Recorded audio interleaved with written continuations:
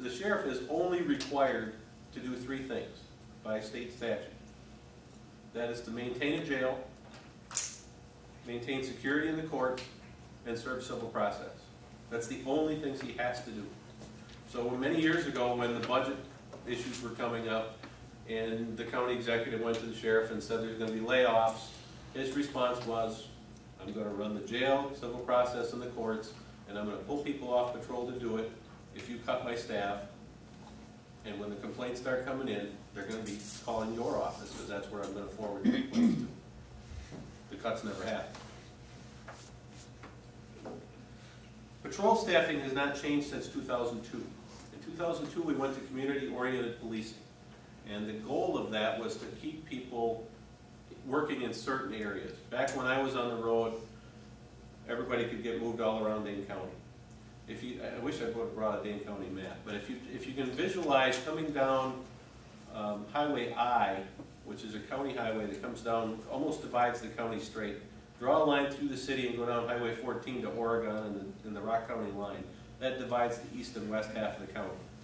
If you then take Cottage Grove Road or Highway Double B, go from the city of Madison all the way out to the Jefferson County line, go north, that's the northeast precinct, everything south of that is the southeast precinct. There's 3 cars that cover the southeast corner, 2 that cover the northeast corner, and 4 that cover the entire west half of the county. If there's a bad accident anywhere in the west half of the county, there will be calls waiting for service for hours. Because if you get a bad wreck on Highway 12 or 18151, it takes all 4 of those deputies to investigate that. By the time you block traffic on each end, have somebody at the scene, send somebody to the hospital, and sometimes you're pulling from other parts of the county. Those areas have not changed since 2002, but yet the number of calls keep increasing. The number of calls and crashes. One of the other things that was supposed to have been done back then is they were going to realign the beats with the precincts. If you're familiar with the town of Vienna, town of Westport, town of Dane, up in the northern part of the county, those townships are serviced out of the West Precinct on Mineral Point Road, or Old Sauk Road. The response time from there is very long if you're at shift change. The area of Highway V in the interstate, if anybody's familiar with where the Ellenbach's cheese house with the big cow and the big pink elephant, everybody knows where the pink elephant is. That's actually in the town of Vienna, which is 3 miles from the northeast precinct. But if a call comes in there, the person's getting sent from the west precinct on Old Sauk Road. Doesn't make sense. Hasn't made sense in years. It was supposed to have been changed when the Windsor Town Hall was added on to about 2004. Never got changed. Here we are in 2010. We need to realign those areas to make it more efficient. Budget. 2004, 2005, there was a study done about the food service in the jail. At that time, the population was around 1,000. It peaked at 1,100. Now it's right around 900. All the food for the jail is prepared out at the county nursing home at Badger Prairie. They're in the process of building a new Badger Prairie nursing home. When they built a public safety building in 1994, they spent $21 million on a building and never put a kitchen in it. They shipped the food from Verona twice a day from Verona downtown.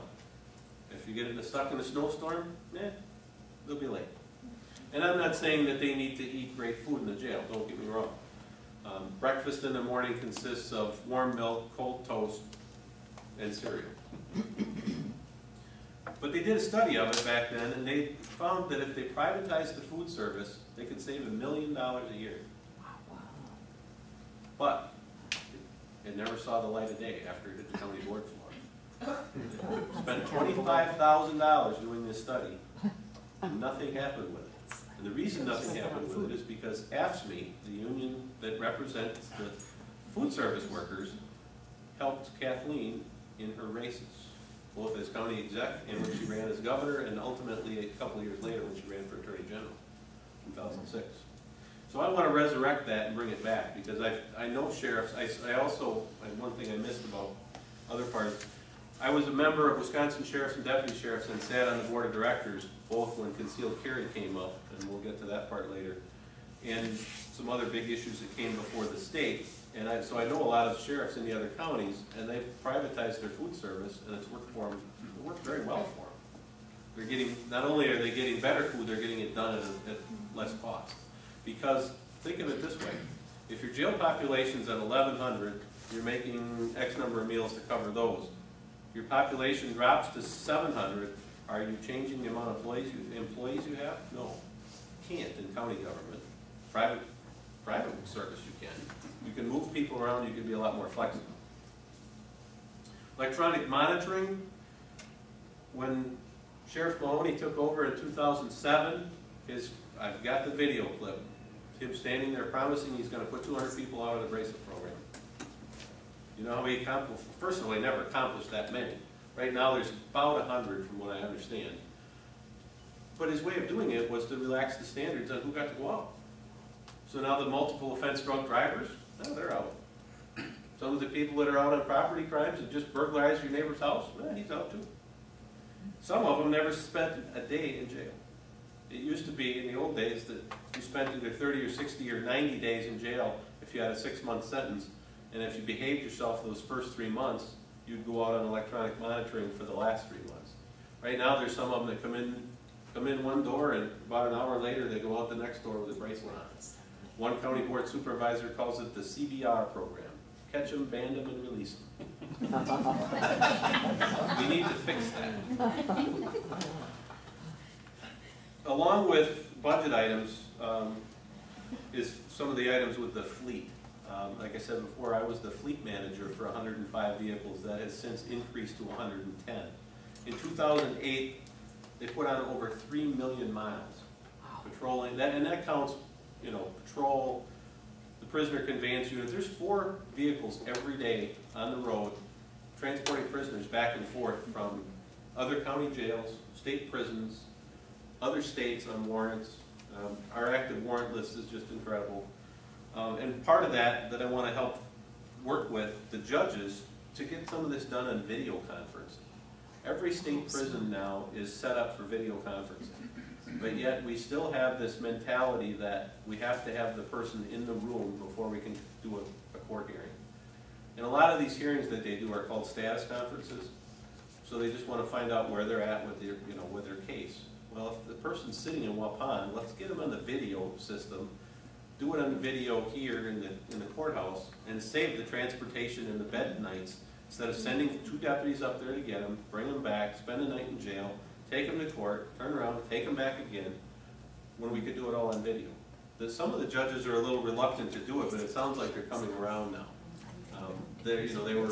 Some of the problem was that they thought there was going to be some issues with appeals because they didn't have the person physically in the courtroom with them.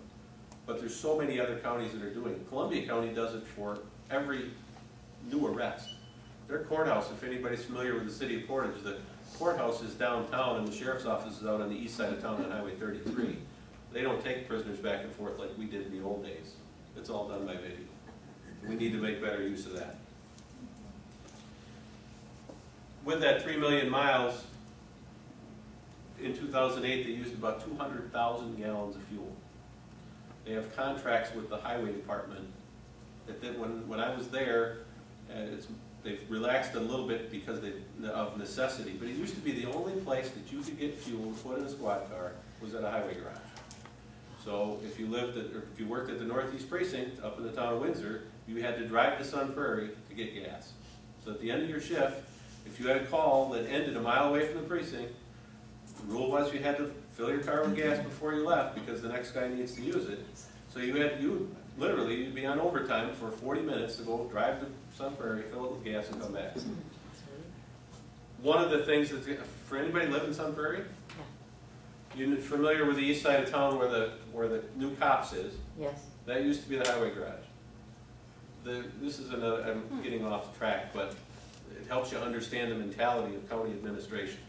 Their plan was to close the Sun Prairie Highway Garage, the highway garage on Highway N in the town of Pleasant Springs, just outside of Stoughton, and the Parks Department on Robertson Road, which is over off of Milwaukee Street, just east of 51. The plan was to close all 3 of those and build one big facility at the landfill on Highway 12 and 18 across from the golf course. Oh, you're kidding. That was the plan. Oh, you're kidding. So they put up the land, they put the land at Sun Prairie for sale, they put Pleasant Springs up for sale, they put everything, Robertson Road up for sale. They sold Sun Prairie, turned it into a grocery store, and then they found out that the DNR won't let them build.